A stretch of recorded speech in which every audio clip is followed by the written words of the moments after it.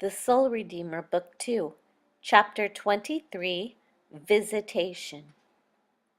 Nicole was exhausted. In spite of Jemima's promptings to eat something before she went to her room, she didn't listen. Her head was pounding, and all she could think of was bed, and yet she had trouble falling asleep. Something was bothering her. Jesus, I know that you showed me the room of my past, and I thought it was free from demons and bad memories and little girls and all that kind of stuff.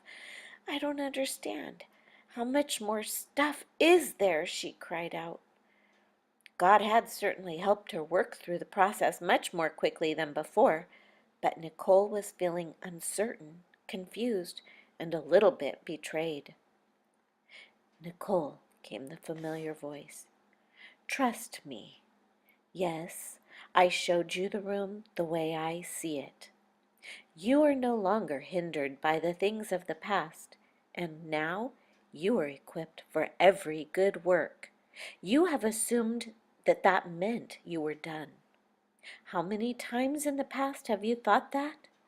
She smiled. You're right, Lord. I have thought that I was done after every victory. She was sure he was smiling with her. And what have I told you every time you have been disappointed that there is more? That I'm in the process of becoming like you, and that I don't need to worry about the future or where you lead me as long as I follow you one step at a time. Jesus said, That's right. This truth has not changed.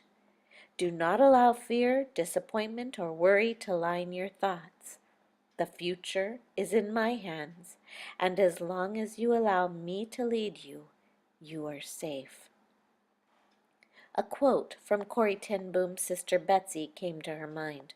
After one particularly frightening episode, she had asked Corrie, Don't you know that the safest place to be is in the center of God's will? The words comforted Nicole, and she settled into peaceful sleep. She had no idea how much time had passed, but she was suddenly awakened by a presence in her room. And not just a presence, but a familiar voice. She sat up and saw him standing at the foot of her bed. Nicole? Jake! She jumped out of bed and into his arms. She realized that she was doing all the hugging and took a step back as she looked at him. Jake?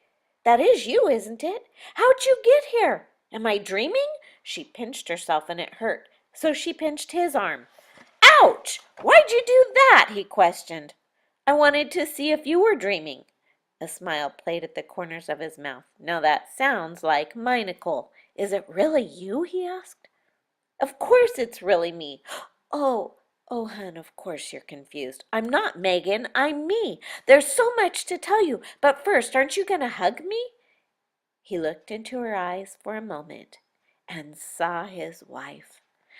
Nicole, it's really you! He took a deep breath and sighed with relief. Then he pulled her into his embrace and held her like he would never let her go. I thought you were dead, he whispered into her hair. And then I thought you were just affected by the trauma. But when I looked into your eyes, it wasn't you. Now here you are, alive. Are you okay? Are you safe? He let go of his grip, but held her at arm's length and looked her up and down. I'm fine, Jake. And yes, I am safe. He looked around the room. Where are we? Nicole drew him over to the bed and said, You better sit down. Right now we're in a safe house in Washington, D.C., she said as they cuddled up together in each other's arms. There's a lot to explain, but first, tell me how you found me. Washington, D.C.? What? He asked. I'll explain later. Just keep going. He shook his head as if trying to clear it. I had just called you, her, to tell her I was going to work late. I didn't want to go home. You have no idea how relieved I am that she's not you. Who is she, anyways? Nicole answered, One thing at a time. Tell me quickly. Well, I was sitting at my desk, he said. My heart was so heavy and I was praying, and suddenly an angel was there beside me. He just smiled and said, You won't have much time. Hang on. And then I was here, standing at the foot of your bed watching you sleep. Wow, you're lucky, Nicole said. I had to walk all night. but I'll tell you about that later. I don't know how much time we have, so I'll get down to the important facts. Megan is my clone.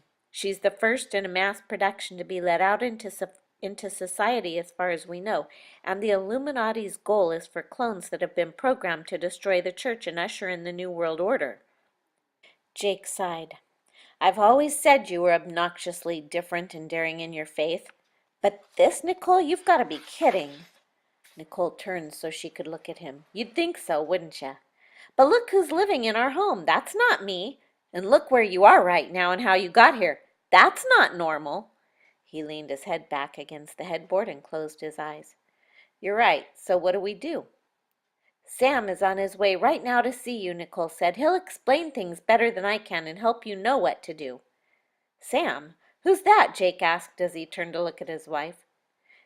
He's actually a second cousin of mine that I didn't know about until this happened, Nicole said. He used to work for the Washington, D.C. police as a detective and stumbled onto this stuff, and now he's an undercover agent working against a powerful shadow government who are for the establishment of the New World Order. Just know that you can trust him. How will I know him? Jake asked. He'll find you. You'll like him, Jake. When can you come home? I don't know, Nicole said, but we're working on this as fast as we can. In the meantime, the one thing they keep telling me is to be patient. We don't want to let Megan know that we're onto her, so you've got to play along. Not too much, though. Tears began to seep down Nicole's cheeks. Jake squeezed her tightly, knowing what she was thinking. No worries, sweetheart. I haven't had sex with her, and you can be sure that's not going to happen. I knew right away that something was wrong. Thank you, Jesus, Nicole said. I prayed that you'd have discernment. Jake said, I did call Casey, and she came over to pray for you. I mean her. She was very disturbed. Well, when you see Sam, ask him if you can tell Gary and Casey what's going on so that the intercessors will know how to pray, Nicole said. At that moment, they both saw an angel standing at the door of the room. It's time, Jake. Jake and Nicole were both crying as they hugged each other one last time. Jake said, It's going to be okay, honey. Now that I've seen you, I know we're going to be okay. He kissed her long and hard. The Lord bless you and keep you until we meet again, he whispered as he unwrapped Nicole's clinging arms from around his neck. He kissed her once again, then stood and began walking toward the angel. And then they were both gone.